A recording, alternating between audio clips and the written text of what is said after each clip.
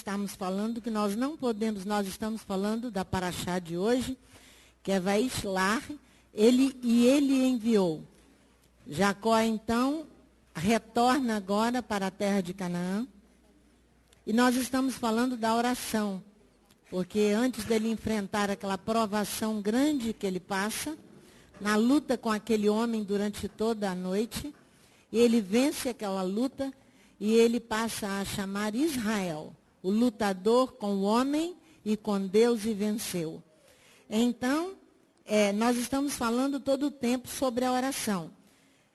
E o último item que nós dissemos foi, nós não podemos falar de oração sem uma experiência pessoal com oração. Então, nós usamos a Haftará dessa semana, que é Mateus capítulo 26.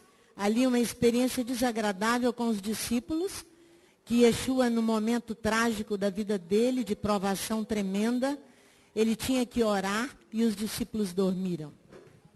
Os discípulos não conseguiram se manter acordados. Por quê? Porque eles não tinham uma experiência de oração. Então, nós vamos tratar agora à tarde qual deve ser a atitude do homem, em Mateus, no capítulo 6, e da mulher no momento da oração. Qual deve ser a atitude do homem ou da mulher no momento da oração? E Yeshua ensina isso de uma maneira tremenda em Mateus, no capítulo 6. Vamos lá, ver Mateus capítulo 6. O comportamento fundamental do homem ou da mulher na oração, ele é esclarecido por Yeshua pelas primeiras palavras do Pai Nosso. Pelas primeiras palavras do Pai Nosso.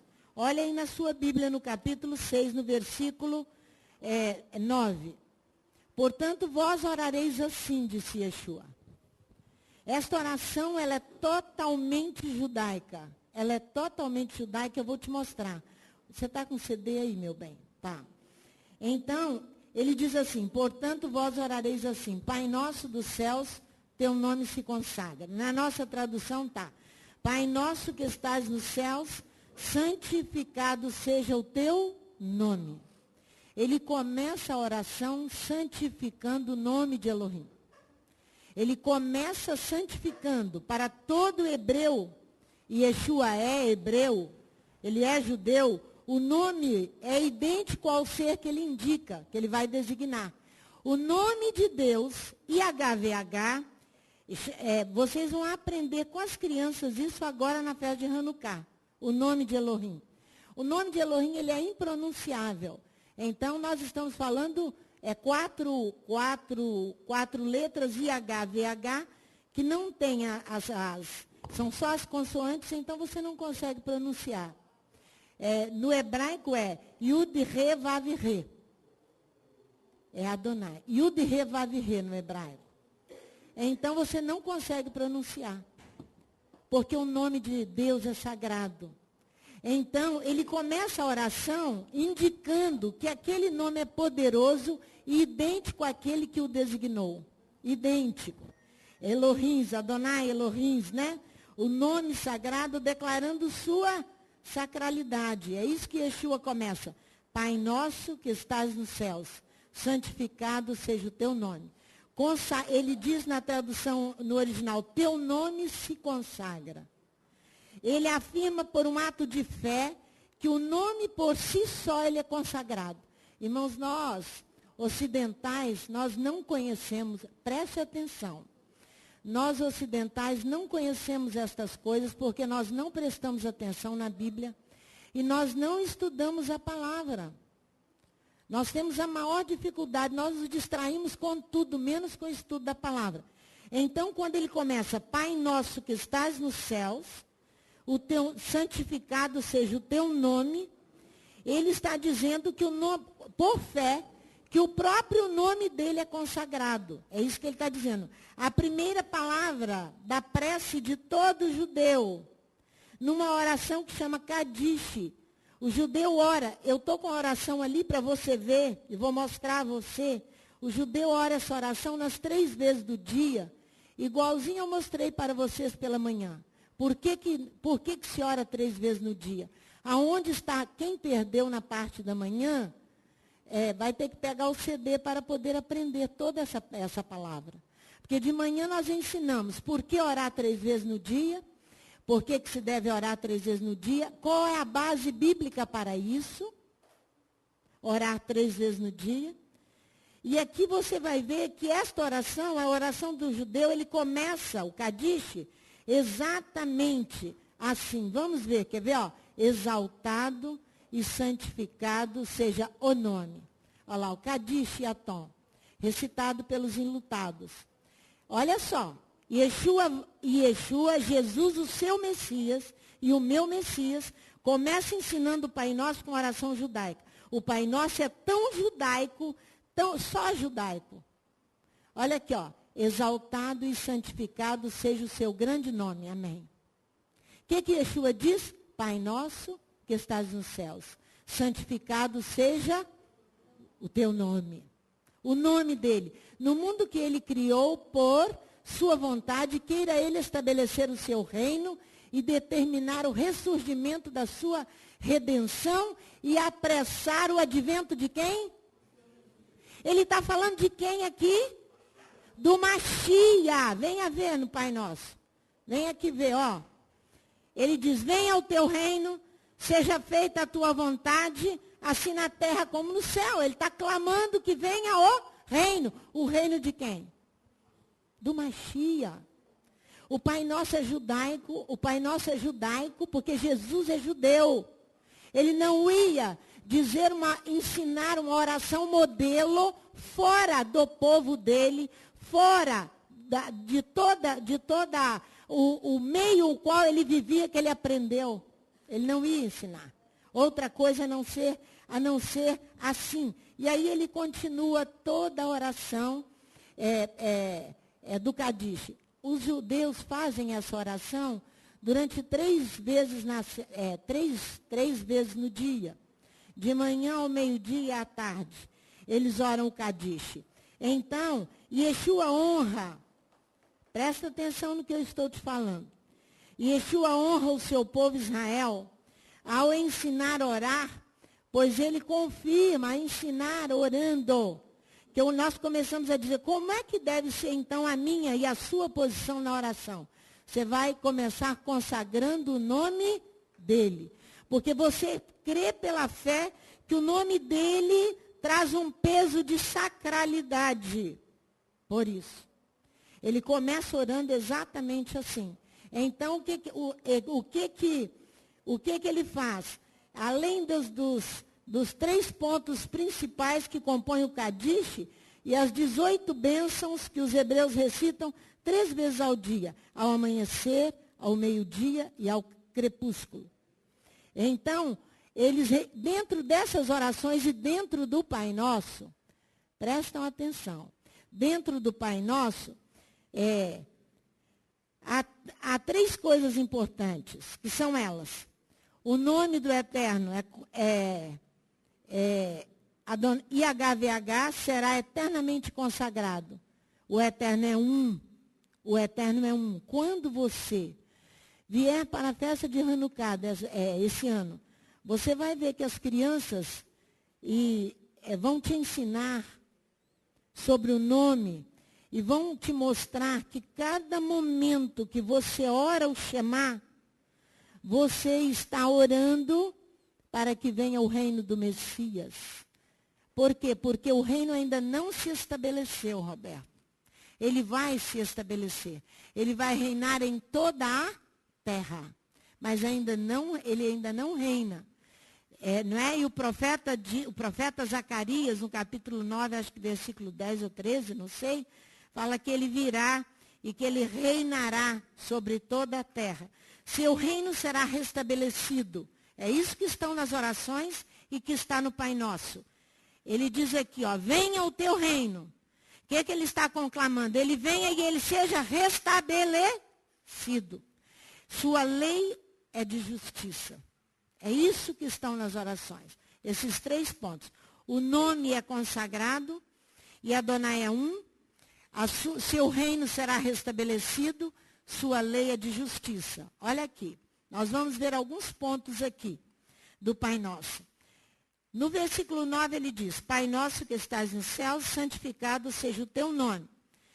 No original diz, o teu nome se consagra, porque ainda ele está proferindo aqui que nós devemos entender que o hebraico ele não distingue os verbos no passado, no presente, nem no futuro. O verbo no hebraico é intemporal. Por quê?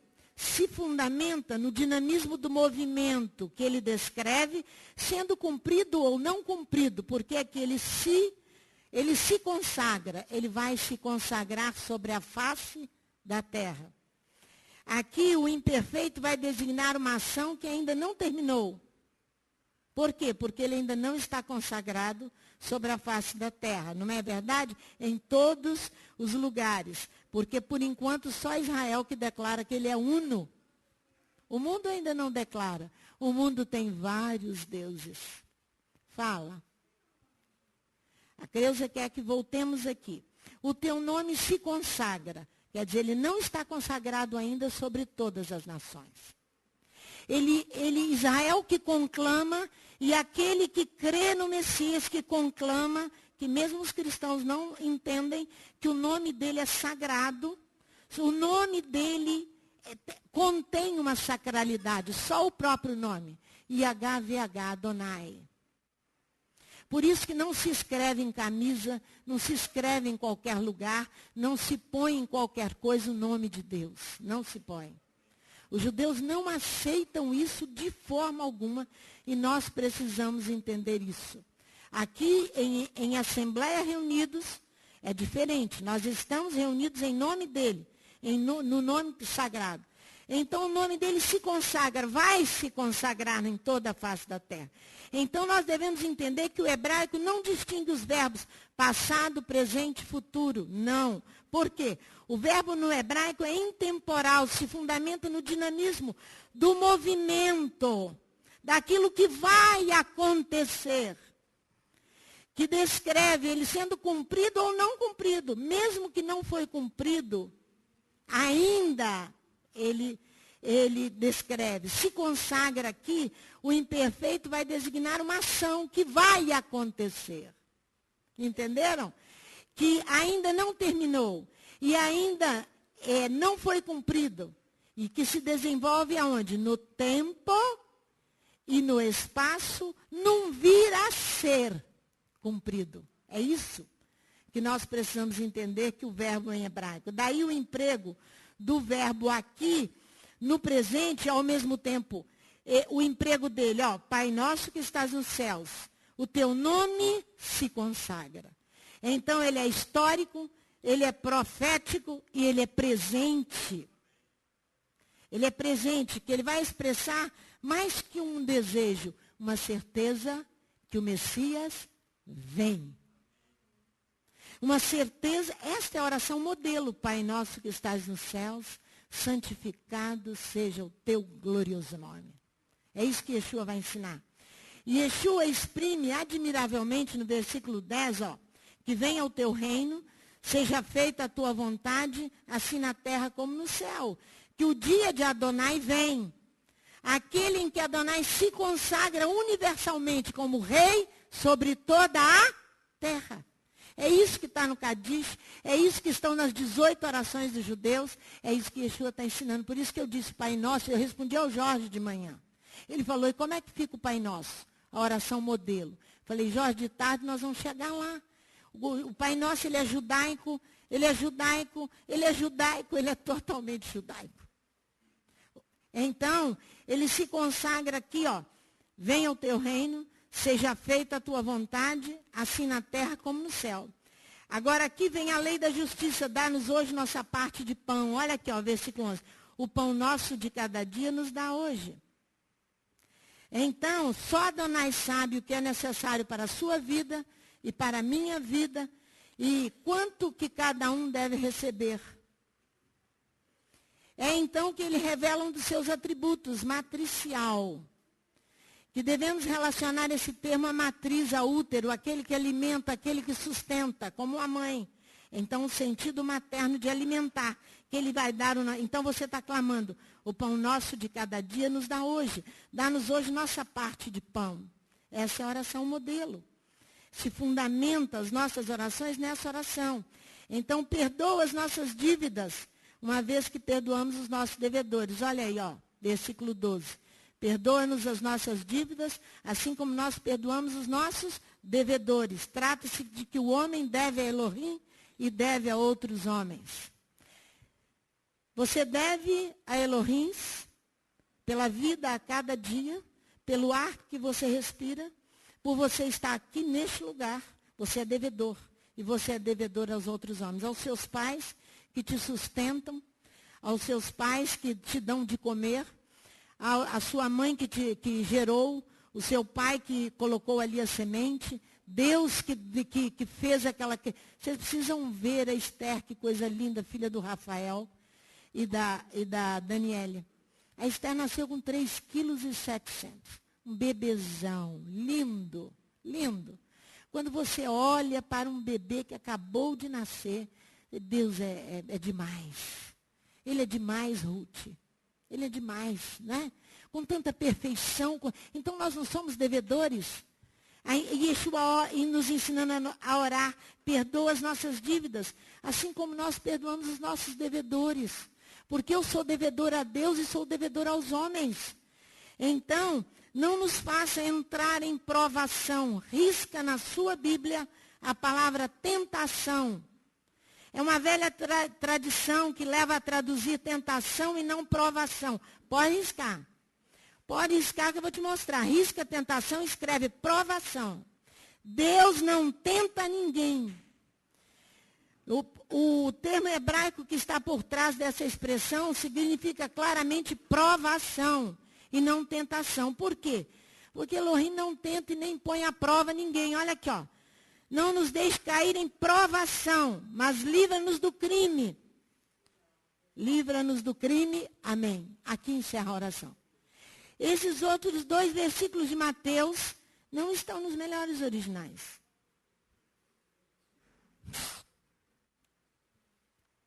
Mas vai até aqui a oração do Pai Nosso. Livra-nos do crime. Elohim não tenta ninguém. Quando Abraão vai levar o seu filho ao Monte Moriá para sacrificá-lo, você acha que ele foi tentado ou provado? Quando Jacó ali luta com aquele homem, a noite inteira ele foi tentado ou provado? Israel, nas suas inúmeras provações que passou, inúmeras e múltiplas provações que Elohim coloca no caminho de Israel. Vamos ver na palavra. Vamos lá. Êxodo capítulo 15. Êxodo capítulo 15. As provações de Israel. Êxodo capítulo 15. Versículo 25. Êxodo capítulo 15, versículo 25. Então Moisés clamou ao Eterno e o Eterno lhe mostrou uma árvore. Lançou a Moisés nas águas e as águas se tornaram doces. Ali Elohim lhe deu os estatutos, uma ordenança e ali os provou. Vamos ver Êxodo 20. Passa as páginas da sua Bíblia.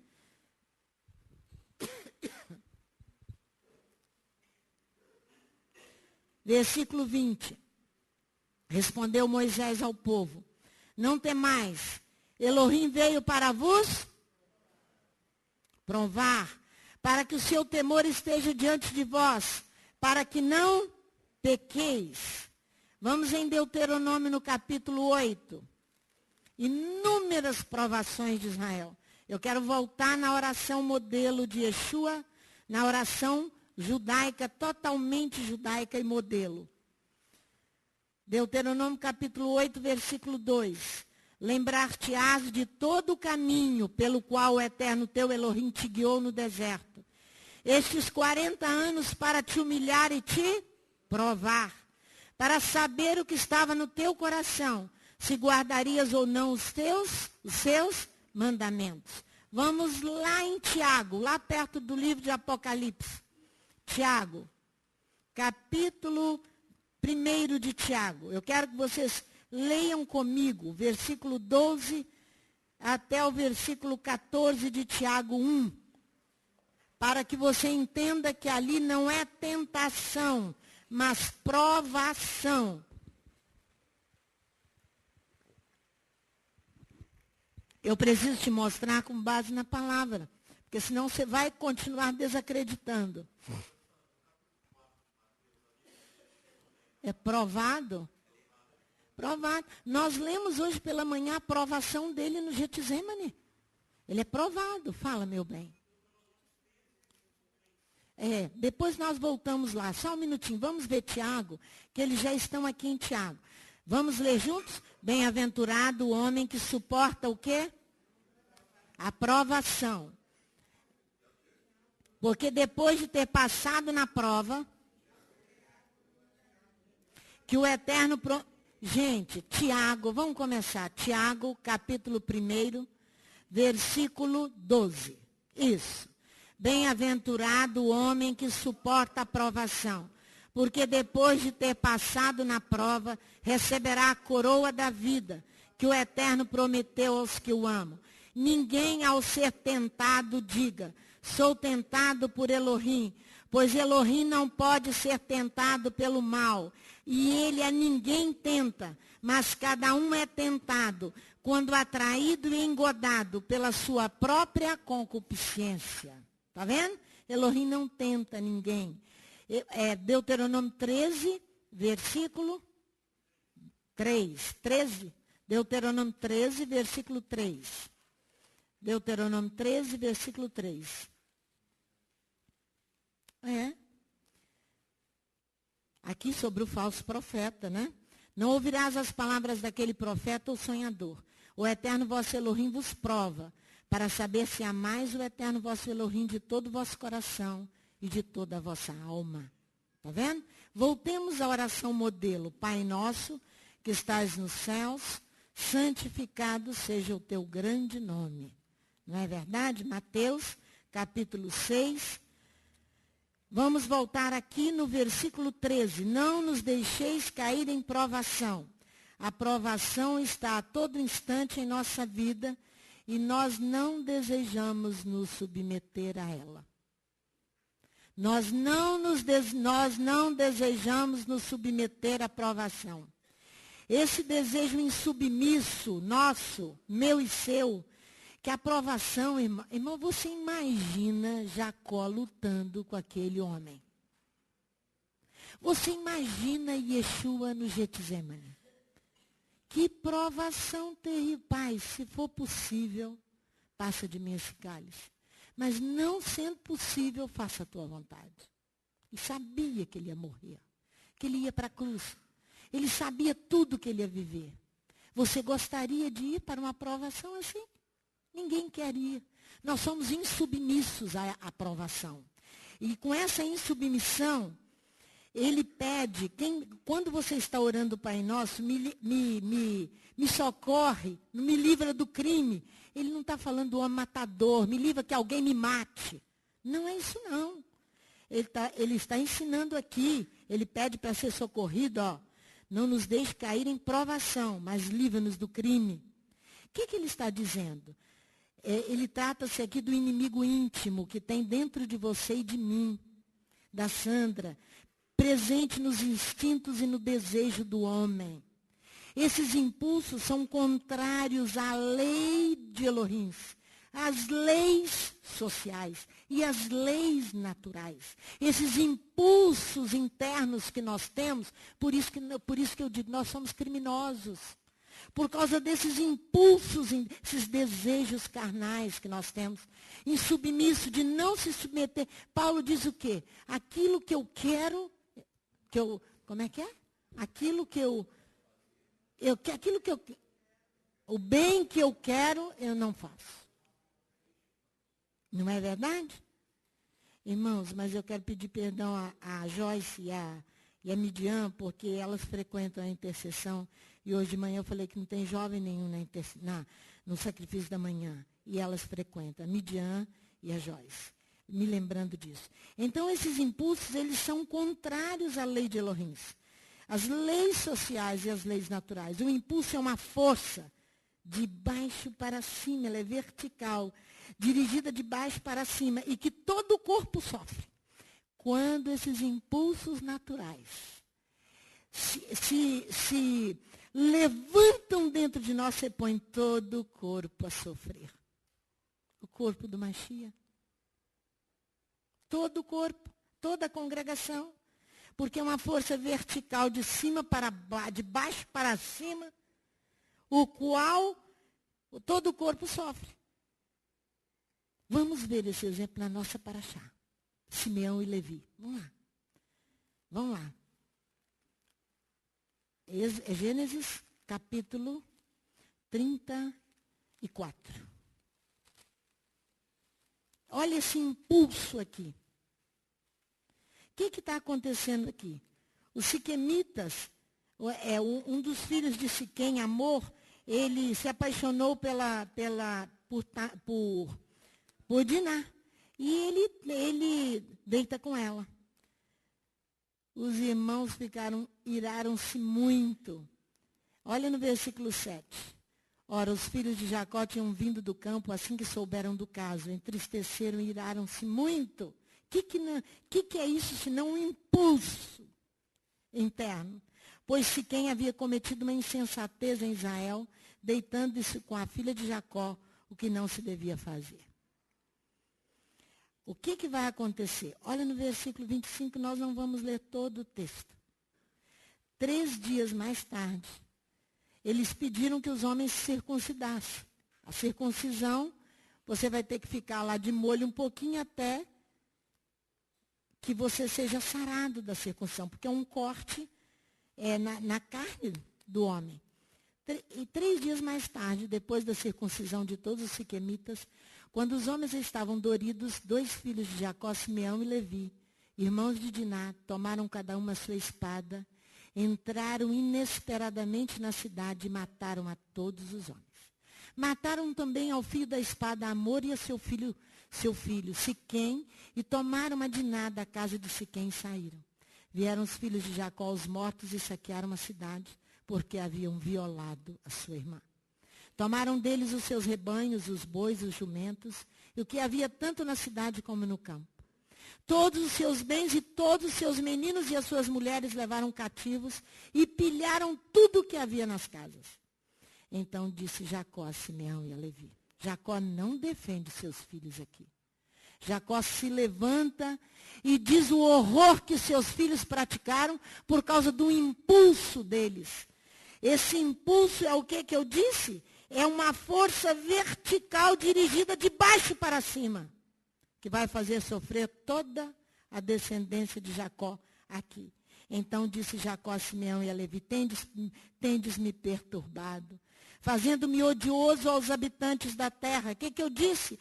Os impulsos naturais do homem, ele não respeita nem a lei de Deus, nem as leis sociais, nem as leis naturais. Os cananeus e os ferezeus, nós somos pouca gente, e se eles se juntarem e vierem contra mim, serei destruído eu e a minha casa. Ao que responderam, devia ele tratar a nossa irmã como uma prostituta? Não entenderam nada. Não entenderam nada. A tribo de Simeão desapareceu mais tarde, e a tribo de Levi foi restaurada mais à frente com a questão ali do bezerro de ouro. É uma necessidade. Os impulsos do homem, é isso que ele está falando. Yeshua orando diz, me livra da provação, nos ensinando a orar. Me livra da provação e do crime. E do crime, é isso que ele está falando ali, na oração do Pai Nosso. Por isso que Yeshua não deixa barato nada. Ele não deixa, ele não confia no homem. Ele sabe o que é o coração humano. Sujeita a todo erro e a todo pecado. O impulso é uma necessidade imperiosa, muitas vezes irresistível, que leva certos indivíduos à prática e a atos irrefletidos, a praticar atos irrefletidos. Yeshua chama atenção contra o instinto de poder que secretamente nós desejamos na oração. Presta atenção aqui, porque senão você não vai entender o resto da mensagem. Yeshua chama atenção contra o instinto de poder que secretamente desejamos na oração.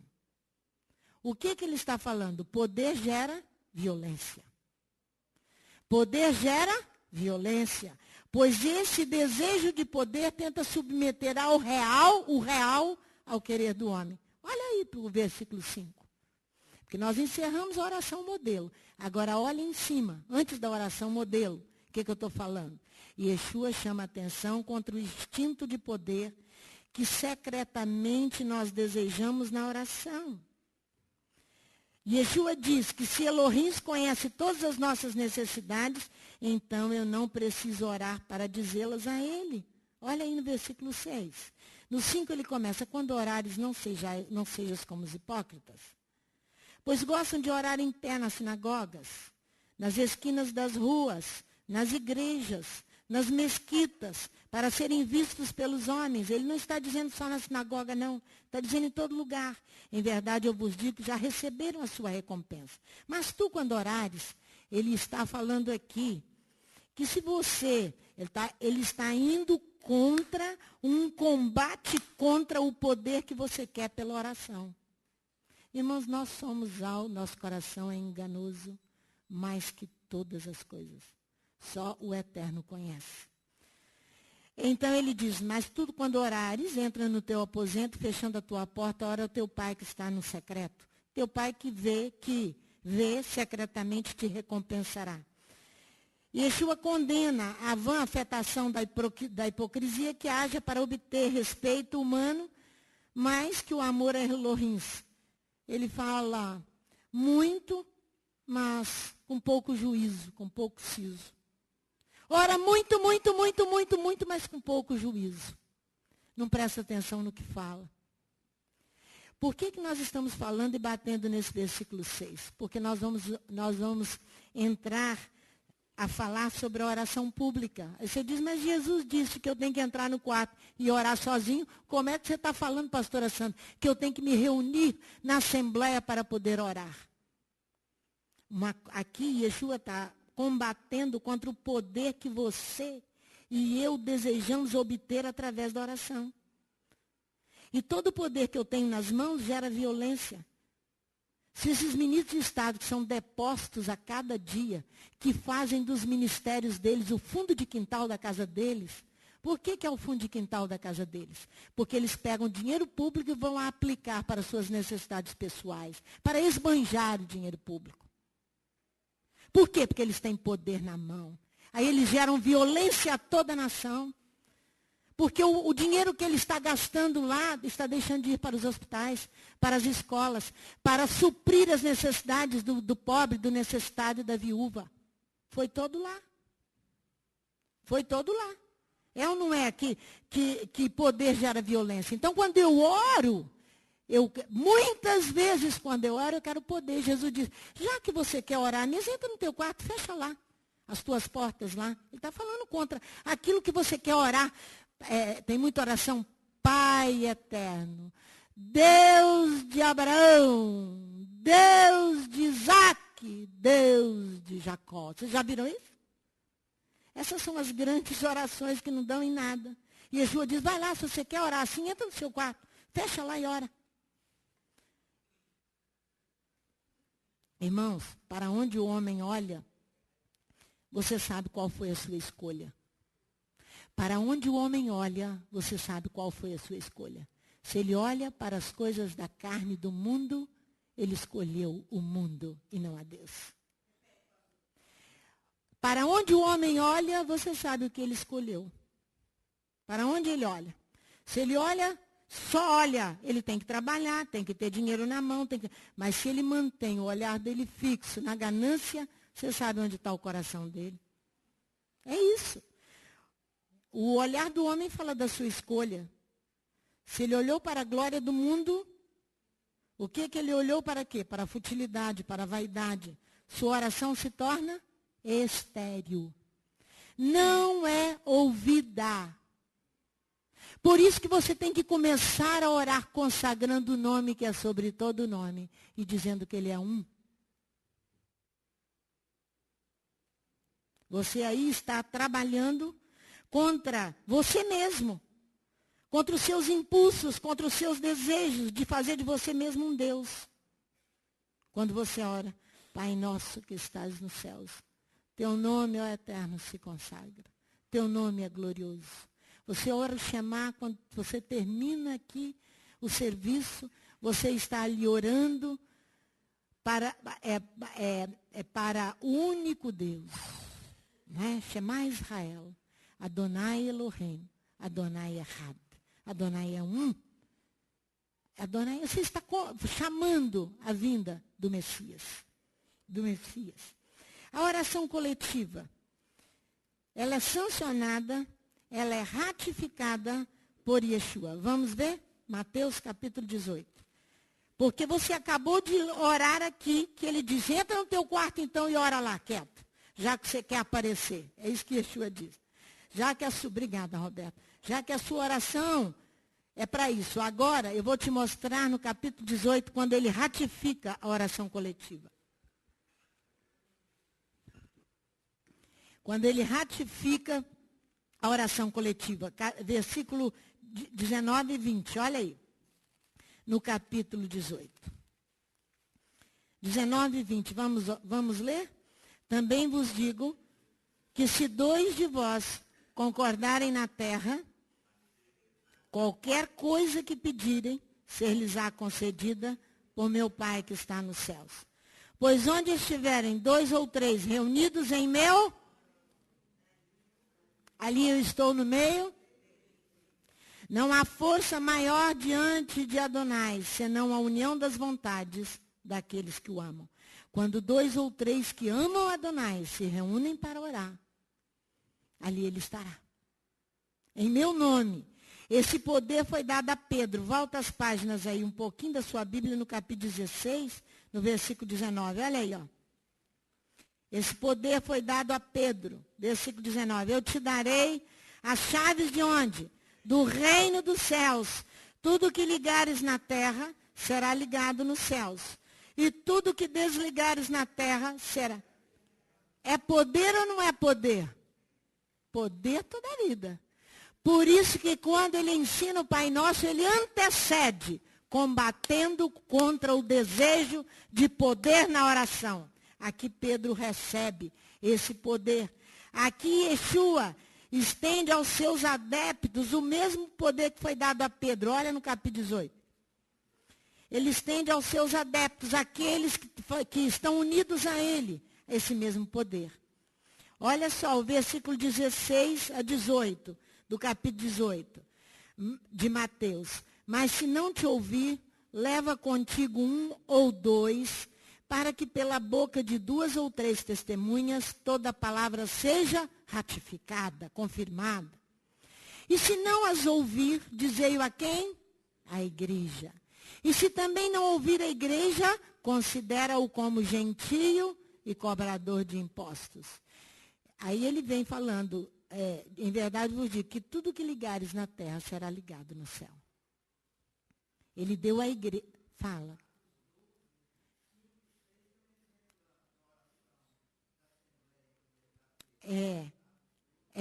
Atos 2, né? 12. Tá, depois nós vamos dar uma olhadinha, meu filho. Os apóstolos permanecem na mesma dispensação, ou seja, no mesmo dever, no mesmo encargo de estabelecer justiça. Por quê? Porque a oração coletiva, quando nós estamos reunidos aqui, nós estamos em fórum. O fórum é um tribunal de justiça, irmãos. Apoiado em quê? Na lei. Ele se fundamenta em quê? Na lei. Que lei? A Torá. Por isso, vocês se lembram, vou só trazer à sua memória alguns acontecimentos que nós trouxemos para a Assembleia e eles se cumpriram um mês depois. Vocês se lembram do James Leandro Kitchen, aquele judeu de São Paulo, que escrevia horrores sobre Yeshua e que saiu com o jornal dele, Marcelo, escrito encabeçando as congregações que ele estava falando mal, estava a congregação que na época era Netívia. Nós trouxemos o jornal para um Shabat. Por que o Shabat? Porque nós estamos em reunião coletiva. Nós estamos num tribunal de justiça. Levantamos o jornal e oramos, Senhor, nós não podemos com esse homem. Ele é grande demais, Senhor. Senhor, nós entregamos o James na tua mão. O tribunal concordou. O que aconteceu? Um mês depois ele estava morto. Nós queríamos matá-lo? Não. A terra concordou e os céus assinou. Os céus assinou. Vocês se lembram daquele senhor lá de Curitiba, o seu Cláudio, que estava produzindo injustiça com a Ana? A Ana tinha dado aquela casa lá em Curitiba. Quando eu cheguei lá, apresentei para o seu Cláudio, olha, eu sou a nova proprietária da casa. Isto não vale nada para mim. Estava com a escritura, hein? Que eu tinha vindo do cartório. Ele disse para mim em inglês, isso não vale nada. Um homem grande também. Aí eu cheguei muito desanimada, Tiago, aqui em Vitória. Mas chegou no sábado, eu mostrei a escritura, falei, Senhor, dá um nocaute nesse homem. Dá um nocaute nele. Se ele está praticando injustiça, junto com a Assembleia. A Assembleia disse amém. O céu concordou. No mês de fevereiro, ele morre dentro da casa dele, fazendo um derramamento interno lá de sangue, sei lá, hemorragia. Não consegue chegar nem no hospital. Por que nem por quê? O fogo do Eterno veio. Tribunal reunido, coletivo, é esse poder que os homens querem ter para brincar. Nós oramos apenas, nós não sabíamos o que Elohim ia fazer. Quem fez foi Elohim. Não fomos nós. Um estava em São Paulo, o outro estava em Curitiba. Se lembra da Dona Vera? Vocês se lembram? Em frente da congregação morava Dona Vera. Dona Vera pegava a calçada da congregação e colocava sal grosso antes da congregação chegar. Para onde? Vocês lembram disso? Nós juntávamos o sal grosso todo, levava lá, jogava fora. Aí a Ritona lavava tudo com sabão em pó e vinha com óleo e ungia tudo. E foi. Aí eles começaram a fazer churrasco na porta da congregação. As galinhas vinham, faziam um cocô em tudo, só faltava entrar junto conosco para dentro da congregação. Dona Vera está lá com as macumbas dela, com as coisas dela toda lá em frente à congregação. Teve um dia que ela pegou um Kinder Ovo, encheu de óleo de dendê e jogou na porta da congregação e vermelhou tudo com óleo de dendê e mais coloral. Dentro do Kinder Ovo. Jogou aquilo e sujou tudo. Estamos nós lavando, mas eu choro muito quando essas coisas acontecem, porque é uma luta só. Aí, Dona Vera faz lá um outro trabalho de macumba lá embaixo da árvore, com carne, com tudo. Nós estamos tirando limpando. Levou 2 anos assim. 2 anos assim, num belo dia, num shabat. Dona Vera em frente, nós oramos como assembleia. Senhor Deus, tenha misericórdia de nós. Senhor Deus, tenha misericórdia de nós. Com todos esses trabalhos que Dona Vera faz contra a congregação.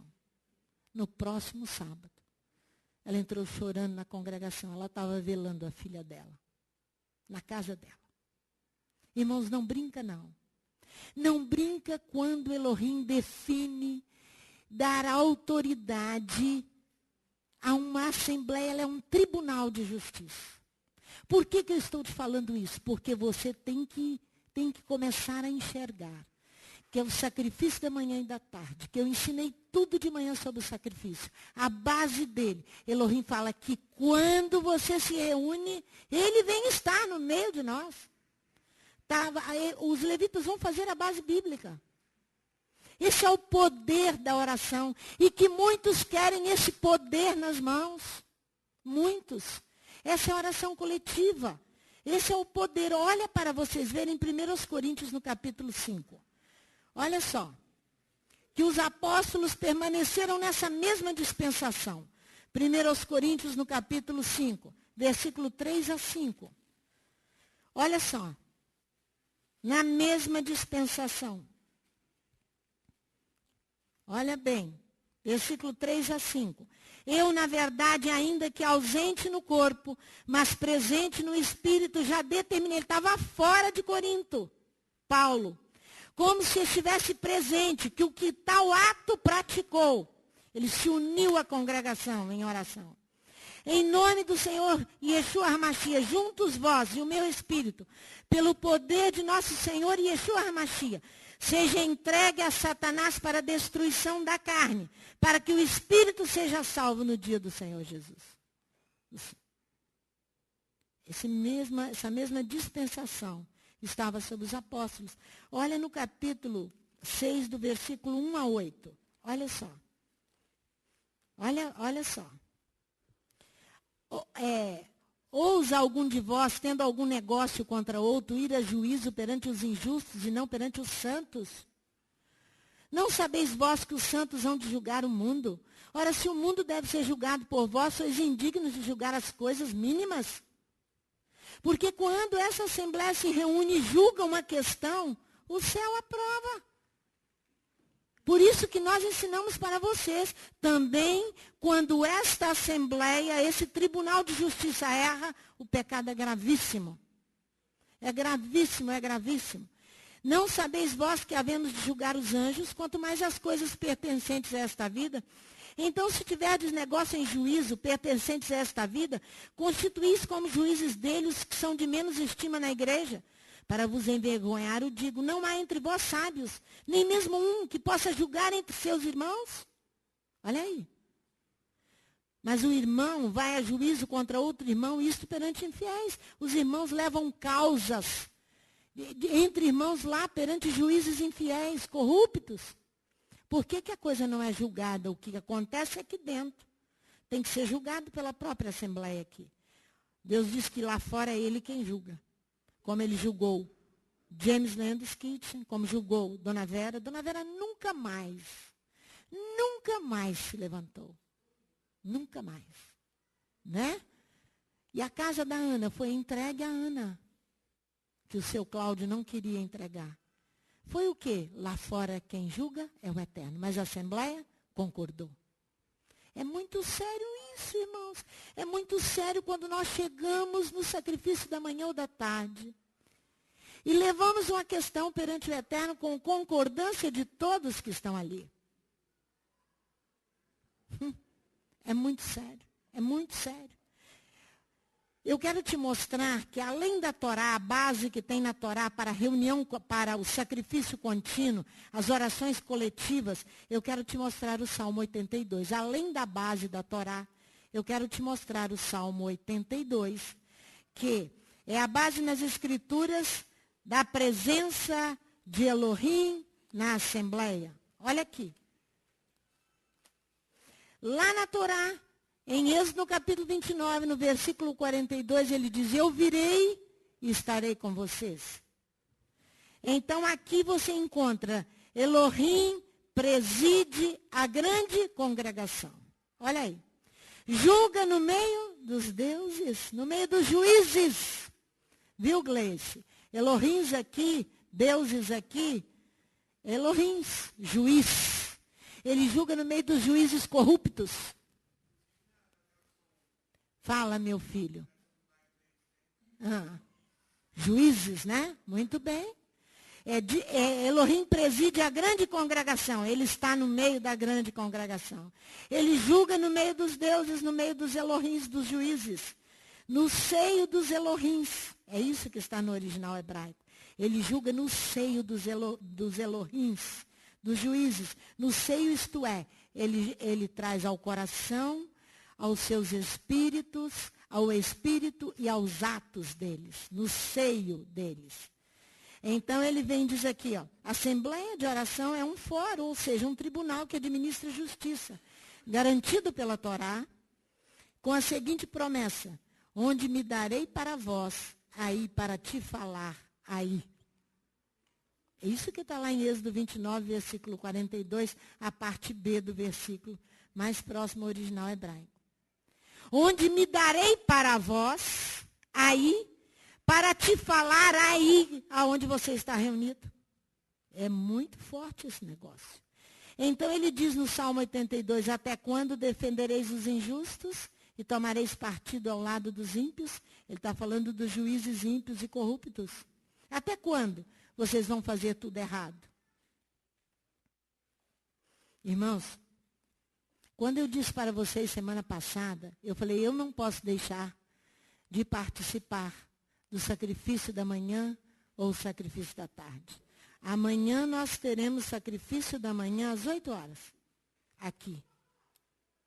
Sacrifício da tarde às 17 horas no domingo. Durante a semana o horário é o mesmo. Eu disse para vocês, eu não posso deixar de participar. Eu não tenho o privilégio de orar na minha casa. Não tenho. Eu tenho que vir para a congregação. Porque nós estamos reunidos coletivamente. E ali eu tenho a promessa de que eu me darei para vocês aí. Eu estarei presente aí. Eu tenho que crer nessa promessa e tenho que vivê-la pela fé. Que ele vai se manifestar no coletivo. Nos que estão ali reunidos e me dará a direção. Eu nunca teria a direção e nem o entendimento dessa palavra se eu não estivesse nas intercessões. Nunca, nunca. Porque ele dá um sonho a um, dá uma palavra ao outro, dá um cântico ao outro e assim ele vai se manifestando. E ele me protege. Me protege do meu íntimo, do coração da Sandra, de achar que eu posso alguma coisa, eu não posso nada. É a presença dele que faz as coisas acontecer. É assim que ele nos instrui, nos dá direção para cada ciclo. Hoje nós estamos aqui com a base bíblica. Hoje nós estamos aqui ensinando sobre a oração, dizendo que esta casa é uma casa de oração. E ela precisa fazer jus ao seu nome. Você pode orar na sua casa, mas você precisa sair da sua casa, subir a montanha e vir aqui. Você precisa deixar de preguiça. E pelo menos uma vez na semana. Pelo menos uma vez na semana.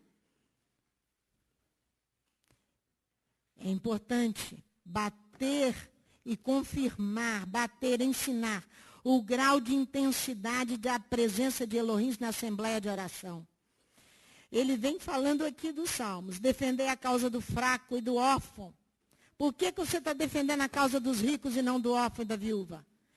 Livrai o fraco, necessitado, tirais das mãos dos ímpios, versículo 4 do Salmo 82. Eles não sabem, nada entendem, andam em trevas, todos os fundamentos da terra vacilam. Porque os juízes não julgam corretamente. E nem os crentes querem saber de participar do Tribunal de Justiça. Eu disse, vós sois deuses, vós sois juízes. Elohims, vós sois juízes, vós sois todos filhos do Altíssimo, ele está dizendo. Todavia morrereis como homens, caireis como qualquer dos príncipes. Levanta-te, ó Elohim. Já que ninguém quer participar do Tribunal de Justiça. Já que ninguém quer, o salmista canta, levanta-te, ó Eterno, e julga. Já que o povo não quer participar. É isso que o Salmo está dizendo. Porque Elohim preside. É ele que diz, onde me darei para vós aí, quando vocês se reúnem em oração. Para te falar aí, coletivamente. Não é? Eu só tenho direção e instrução para o ciclo que vai começar. Na festa de Páscoa, se eu estiver no sacrifício da manhã ou no sacrifício da tarde. Eu preciso estar ali. Eu só consigo ensinar a vocês, eu só consigo saber o que está acontecendo se eu participar. Irmãos, interessante que eu estava conversando com Samuel e eu ali tive uma elucidação. Samuel compartilhando comigo alguma coisa lá do Rio sobre ele, que ele falou, eu terei que estar lá no Rio a partir de fevereiro, Dona Sandra, ele me chama Dona Sandra. Eu terei que estar toda sexta-feira no Rio, toda quinta, e voltar na sexta-feira à noite, porque eu tenho que participar de um fórum. Sobre o curso que ele está fazendo, isso é a ciência.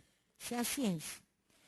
Porque por que ele precisa participar desse fórum? Porque o Samuel precisa de apresentar uma tese no final do curso dele.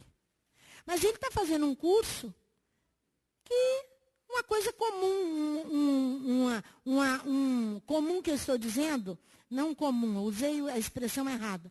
Ele está fazendo um curso que todas as pessoas fazem também. Então aquele assunto é ventilado dia após dia, a eletricidade. Né? Ventilado dia após dia, mas ele precisa de uma ideia nova. Ele falou, se eu não participar do fórum, eu não tenho essa ideia nova para apresentar na tese. O assunto é o mesmo. A paraxá é a mesma ano após ano. A paraxá é a mesma semana após semana. Mas se você não participar do fórum, da assembleia, você não tem nada novo para apresentar. Você vai ficar batendo numa coisa só e a assembleia vai se tornar cansativo. Eles vão dizer, perdeu a direção, não sabe o que ensinar. Porque é no momento que estão reunidos e que o ensino, o saber, que é chamado pela ciência de conhecimento volátil. Ou seja, um assunto comum, um assunto repetido muitas e muitas vezes, mas ele precisa de uma ideia nova. Ele precisa de uma direção para apresentar a sua tese. Eu também preciso de uma direção para a congregação. Aonde que eu tenho que ir? Para a intercessão, para o sacrifício da manhã, para a assembleia. Essa ideia nova só vai surgir, essa direção de Elohim para o ciclo que vem, só através da oração na assembleia. Porque ali ele virá para poder ensinar. Mesmo na ciência, a ideia nova vem de quem? De Elohim. Mesmo lá no meio do... Por quê? Eles estão procurando uma ideia nova para beneficiar quem? A humanidade. Para beneficiar as pessoas. Apaga a luz aqui agora para você ver o que dá. Quando os médicos entendem, pelos estudos que eles têm, juntos com várias pessoas, uma descoberta de uma vacina para beneficiar só a Sandra? É? Quem deu? Foram eles? Deus quem deu. E nós que somos crentes, que o Eterno promete que vem e vai estar conosco, nós não queremos orar. Nós não queremos participar. Então, por isso que ele clama aqui, ó, levanta-te, ó Elohim, e julga. Porque os juízes que eu chamei não querem. Julga, Elohim. Por que é um conhecimento volátil? Porque ele vem e passa. Se você não estiver ali no fórum, você só vai saber se você estiver ali. Se você não estiver ali, você não sabe. Não adianta eu tentar passar para vocês que vocês não têm a experiência que a pastora Sandra tem. Porque você tem que ter a sua experiência pessoal na oração. Você tem que ter, e eu tenho. Quem ensina aqui nessa congregação, vou dizer para os que ensinam, para os professores das crianças, para todos vocês, precisam participar da Assembleia de Oração do Sacrifício da Manhã. Que essa congregação tem. Que essa congregação tem. Os rabis nos ensinam que quando 5 pessoas estão reunidas, ainda a glória de Adonai está ali. Quando apenas 2 pessoas se reúnem, como diz Yeshua, aonde estiver 2 ou 3 reunidos em teu nome, ali eu estarei no meio deles. Ainda ali estará. Se há apenas uma pessoa estudando a Torá, a glória de Adonai ainda habita. Olha lá em Êxodo capítulo 20. Se mesmo com uma pessoa já estamos terminando. Êxodo capítulo 20. Irmãos, na realidade, esse tema da oração nós tínhamos que repetir na cabeça de vocês. E falar. E eu vou repetir vai ser o ano inteiro cantando oração. Vocês já sabem aí. Vai ser o ano inteiro cantando sobre oração. Capítulo 20, versículo 24. Um altar de terra me farás, de gleba, né? E sobre ele sacrificarás os teus holocaustos. Êxodo capítulo 20, versículo 24. As tuas ofertas pacíficas, as tuas ovelhas e os teus bois, em todo lugar onde eu fizer celebrar a memória do meu nome. Virei a ti e te abençoarei. Mas se você quer saber a direção. E o que nós precisamos fazer no próximo ciclo? Trate de ir para o sacrifício da manhã. Trate de ir para o sacrifício da manhã. O altar é o elemento essencial de um santuário. É levantá-lo, erigi-lo, é reconhecer e comemorar a presença divina. Lembra lá de Jacó, quando nós começamos a paraxá hoje pela manhã, Gênesis capítulo 28, que quando ele percebe que a comunicação com os céus estava feita, o que ele vai fazer? Ele vai levantar um altar. Ele vai reconhecer e comemorar a presença divina. Não é? Então, conclusão, nós podemos observar o quanto é difícil manter uma assembleia de oração. Nos horários determinados do sacrifício contínuo, como ordena a Torá. Como é difícil manter uma assembleia de oração. Como ordena a Torá, né? Com o sacrifício da manhã e da tarde.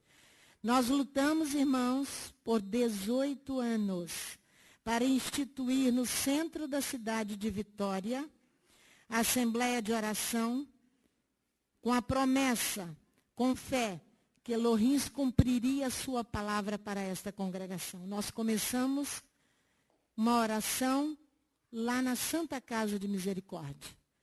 Lá nós oramos, e eu me lembro como se fosse hoje, o dia que os irmãos me puseram para fora de lá. E era o horário das 12 horas. Rodrigo estava com o violão dele, e tocando violão, os irmãos muito religiosos, irmãos da Deus é Amor, que usam a roupa toda coberta, todo o corpo coberto. Eu não podia ensinar ali, porque eu usava brinco. Eles me puseram para fora de lá. Cessou a oração. Começou aqui na subida desse morro, na Missão Cristo Vive. Quando Ozeni nos mandou embora da comunidade por causa da oração. Nós tínhamos uma oração aqui às 3 horas da tarde. Lembra, Alessia? 3 horas da tarde. Horário de intercessão do templo e como ordena a Torá. Aí ele lá na comunidade nos mandou embora por causa da oração. Por ciúme, porque ele queria poder, o poder que a oração, que ele buscava na oração. Mandou todo mundo embora. E fechou a oração daqui. Porque o pastor aqui, na sua fraqueza, ele não acreditou em mim. E cessou a oração. Aqui nós nos reunimos com irmãos da Assembleia de Deus, presbiteriana, batista, 3 horas da tarde, um grupo de mulheres e alguns homens que iam enorme, orando. Fechou. Aqui na subida do morro. 7 anos se passaram. Outro grupo de oração começa na Missão Cristo Vive, aonde nós apanhamos esse estandarte. Não vai à frente. Com os pastores, com os líderes, orando, não vai à frente. Aí, 7 anos se passaram, ele estabelece a casa de oração. Aqui estamos nós, com promessa e com fé, com uma palavra do Eterno, com essa casa de oração. Vai lá em Gênesis, no capítulo 28, no versículo 15, dentro da nossa paraxá, da semana passada. Gênesis, capítulo 28, versículo 15. O Eterno tem sido muito misericordioso conosco. Por isso que a música, não há palavras para te agradecer. Não há palavras para expressar o meu louvor. Levantarei minhas vozes, cantarei com meu ser, com toda a minha força. Olha o versículo. Estou contigo. Versículo 15. Te guardarei por onde quer que fores. Te farei tornar a esta terra aqui, o centro da cidade. Eu não te deixarei, até que tenha cumprido aquilo que tenho dito. Nós temos um estandarte que diz assim, eu não te deixarei, nem te desampararei. É Deuteronômio 31, mas também está lá em Hebreus, no capítulo 13. Não precisa ir lá. Não te deixarei, nem te desampararei. Com esta promessa, e com fé que o Eterno cumpriu a sua palavra, nos dando a casa de oração. Nós temos que fazer jus a ela, porque o Eterno é misericordioso para conosco e não nos tem permitido esmorecer, perder as forças, desanimar, perder o entusiasmo, até que Elohim nos desse o local, no centro da cidade de Vitória, que é a Beit Tefillah Rehovot, a casa de oração, que ela seja mantida e protegida pela presença do Eterno e nunca seja profanada por nós, até a vinda do seu ungido, o Messias. Amém.